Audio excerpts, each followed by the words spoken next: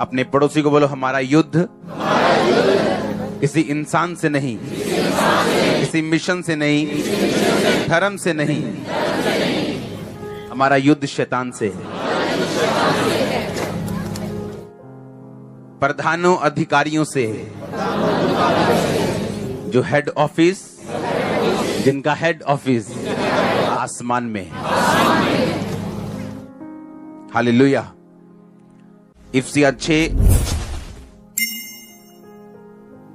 उसकी 13 आयत में लिखा, इसलिए परमेश्वर के सारे हथियार बांध लो कि तुम बुरे दिन का सामना कर सको और सब कुछ पूरा करके स्थिर रह सको। इसलिए सत्य से अपनी कमर कसकर और धार्मिकता की झिलम पहनकर और पांव में मेल के सुसमाचार की तैयारी के जूते पहनकर इन सब के साथ विश्वास की ढाल लेकर स्थिर रहो, जिससे तुम उस दुष्ट के जलते हुए तीरों को बुझा सको। उद्धार का टोप और आत्मा की तलवार जो परमेश्वर का वचन है ले लो। हर समय हर प्रकार से आत्मा में प्रार्थना और विनती करते रहो, इसीलिए जागते रहो और पवित्र लोगों के लिए लगातार प्रार्थना और विनती किया करो।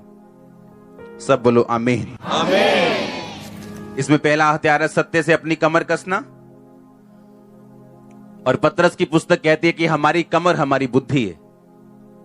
इसका मतलब कमर बुद्धि कसनी है हमने अपनी सच्चाई से, यानी यीशु मसीह के वचन से क्या कसना है हमने अपनी, क्योंकि बाइबल कहती है ये बुद्धि, ये दिमाग वो चीज है जहां शैतान अटैक करता है।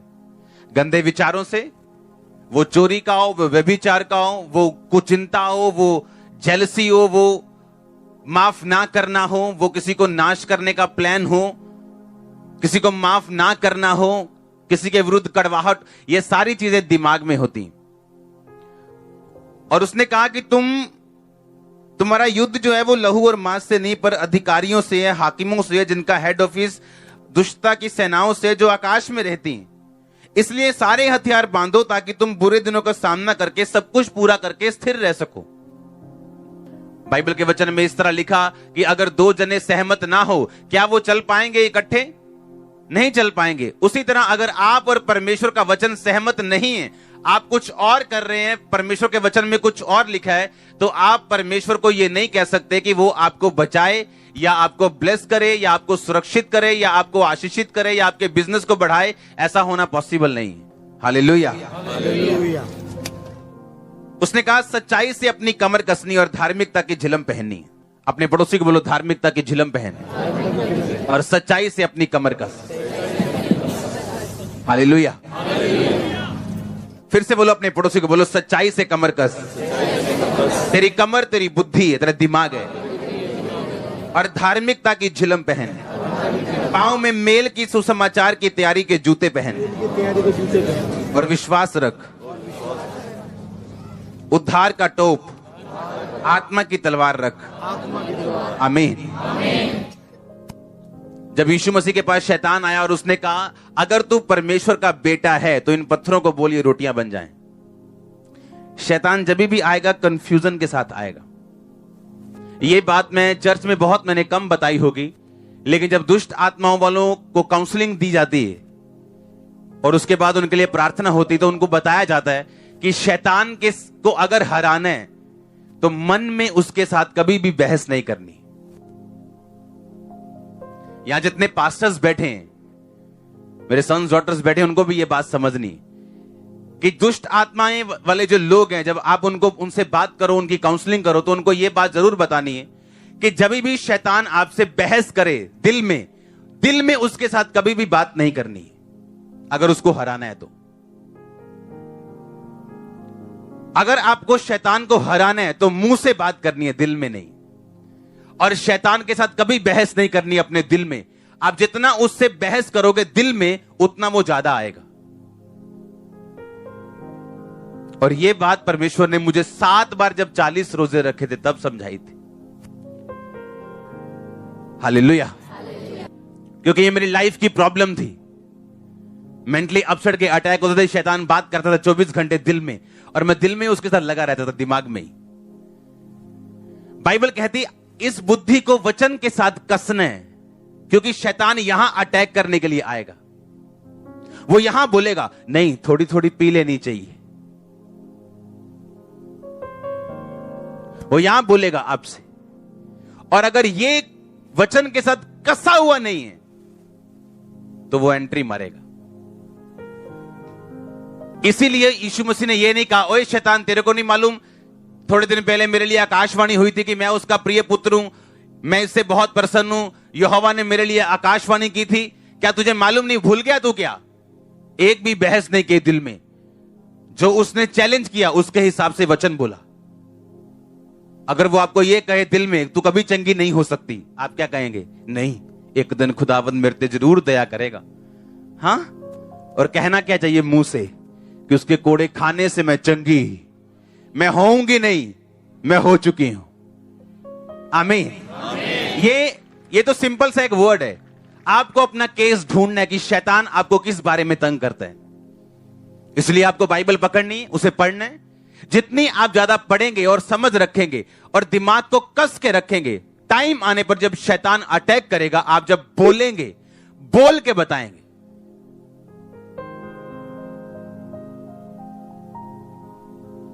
अगर वो आपको कुछ गलत करने के लिए कह रहे, आप बोलेंगे नहीं, बाइबल कहती पवित्र बन जिस तरह तरह बुलाने वाला पवित्र है। आप मन में बहस नहीं करेंगे उससे, आप वर्ड बोलेंगे मुंह से और शैतान भागेगा आपसे। आमीन। कहता धार्मिकता की क्या पहन?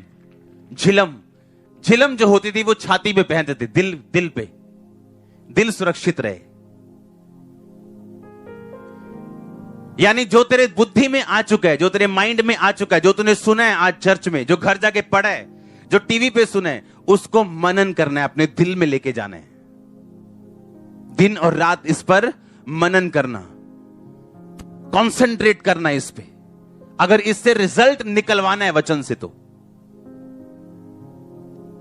हालेलुया। मेल की सुसमाचार की तैयारी के जूते पहन, यानी जो तेरे दिमाग में है और जो तूने मेडिटेट किया है, अब उसको प्रीच करना है, अपने पड़ोसियों को बताना है, चर्च में क्या हुआ, मेरी लाइफ में क्या हुआ, परमेश्वर ने मेरी जिंदगी में क्या किया। अब दूसरों को बताना, यानी सुसमाचार की तैयारी के जूते पहनने, ताकि जो आपने सुना और जो आपके हार्ट में है वो आपके मुंह से प्रीच हो सके। और ये शैतान से बचने का एक तरीका है और उसे मारने का तरीका है।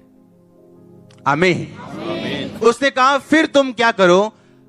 कहता उद्धार का टोप पहनो, आत्मा की तलवार लो। आपने सब हथियार सुने, टोप पहन लिया, झिलम पहन ली, जूते पहन लिए, हां, कमर कस ली, दिल कस लिया, जूते कस लिए, टोप पहन लिया, तलवार ले ली। आपकी पीठ अभी भी क्या है?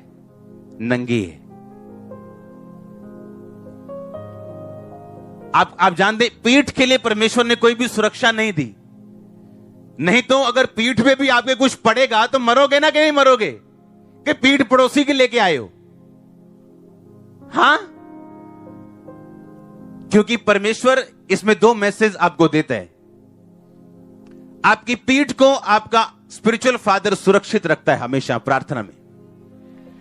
और दूसरा, इसका एक यह कारण है, आपको पीठ के लिए कोई भी हथियार बाइबल नहीं देती, क्योंकि बाइबल के मुताबिक अगर आप पीठ दिखाओगे अपने एनिमी को, आप मारे जाओगे। क्योंकि आपको फाइट करने के लिए सब हथियार दिए गए हैं, टोप, झिलम, जूते, तलवार, ढाल विश्वास की। पर जैसे ही आप डर के भागने की कोशिश की, आप मरोगे। मैं टेस्टिमनी आपने सुनी, मैं चर्च आता था, गरीब था, पैसे मांग के, 100 रुपया मांग के, 200 रुपया मांग के, मांग के थक गया मैं। लेकिन आपको मालूम है कि शैतान आपको तंग करेगा, आप पीठ दिखाओ। दुष्ट आत्मा तंग करेगी, बस अब पीठ दिखाओ। लेकिन अगर आपने यह फैसला किया कि आप पीठ दिखाने की बजाय और आगे शैतान पे वार करेंगे, उसको जाना होगा। उसकी टेस्टिमनी मैं मांग के आया, मैंने वचन सुना कि जो टाइट नहीं देते वो टाइट रहते हैं। मैंने सोचा मैं इतनी गरीबी में हूं, क्यों ना मैं थोड़े से टाइट दूं। आप जानते, थोड़े से टाइट देना प्रभु आपको सिखाएगा। जब आप एक्सट्रीमली पेन में हो, दुख में हो, बीमारी में हो, आपको लगता है कोई प्रेयर असर नहीं कर रही, उस टाइम परमेश्वर आपको प्रार्थना में लड़ना सिखाएगा। तब नहीं जब आप हील हो चुके हो कि अब मैं प्रार्थना करूंगी, अब मैं फायर प्रेयर करूंगी। नो, वो आपको तब प्रेयर करना सिखाएगा जब आप पेन में हो, ताकि आप फाइटर बन सके, आगे देख सके, आपको पीठ दिखाने की आदत ना हो। मसीहियत में एक रूल है, केवल वही जीतते हैं जो आगे देखते हैं और आगे बढ़ते हैं। बाइबल कहती जो अपना हाथ हल पर रखकर पीछे देखे, यीशु मसीह ने कहा वो मेरे योग्य नहीं। जब अलीशा के द्वारा अलीशा ने जब मसा पाया और पहली चद्दर पाई एलिया की, तो एलिया को मालूम था अब अलीशा के पीछे चलना है। कहता 2 मिनट दे दे मुझे, मैं अपने मम्मी डैडी को बाय बाय बोला हूं। उसके बाद 12 जोड़ी बैल थे। 12 जोड़ी बैल का मतलब था एक अच्छा खासा बिजनेसमैन था वो। 12 जोड़ी बैल कोई ऐसे खाने पिलाने के लिए नहीं रखता था। 12 जोड़ी बैल मतलब रोज का हजारों रुपए का खर्चा, आज के हिसाब से उसका मेंटेनेंस का खर्चा था, वो तभी निकाल पाता था। उसके बाद इतने 100 खेत थे, वो बिजनेसमैन था, किसान था, एक प्रॉस्पर। और जब उसने कहा ओके मुझे अपने मम्मी डैडी को बाय बाय बोलने दे, पापा को समझाऊंगा, इससे इतने पैसे ले लियो, इससे इतने पैसे ले लियो, इसको ये डाल दियो खाद, इसको ये डालनी है, मैं मना बाय बाय कर रहा है। एलिया ने कहा मैंने तुझसे क्या किया, भाग जा यहां से। जब परमेश्वर ने बुलाया, आपके पास पीछे देखने का कोई भी टाइम नहीं। आप पीछे देखोगे, पीछे जाओगे, आप हारोगे, तौबा करोगे, फिर आप वापस आओगे और आपको समझ आएगी मैंने गलती की है। फिर आपको समझ आएगी नहीं ये शैतान का वार था, ये शैतान की चाल थी। और कोई भी धर्मी गलती कर सकता है इस मामले में। जब चार्जिंग कम हो जाती है, आप गलतियां करते हैं। इसलिए चर्च जितनी मर्जी बढ़ जाए, मेरा 1 पॉइंट चार्जिंग पे लगा ही रहता है रात को। हाँ, मुझे मालूम है ना बल से ना शक्ति से, उसकी आत्मा के द्वारा। मैं अपनी वाइफ को एक चीज बता रहा था, मैंने कहा फेसबुक पे जा, ये पेज खोल। हमने एक पेज खोला, मैंने को बताया कि देख ये पेज। 2 साल पहले वो बड़ा एक्टिव था क्रिश्चियनिटी में, ये हो गया वहां वो हो गया, न्यूज़ देनी इधर उधर की। बाद में कहां गया, 2018 में कम हो गया, 19 में गायब हो गया। ये हाल है सेवकाइयों का। उठे शुरली के जैसे पटाखे, 4 बजे शुरली कहां गई पता ही नहीं जी, किथे गई। शुरलियां मत बनो, सैटेलाइट बनो।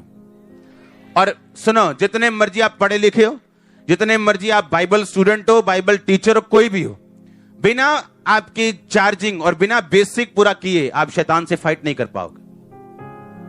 ये बच्चों का काम नहीं है। हालेलुया।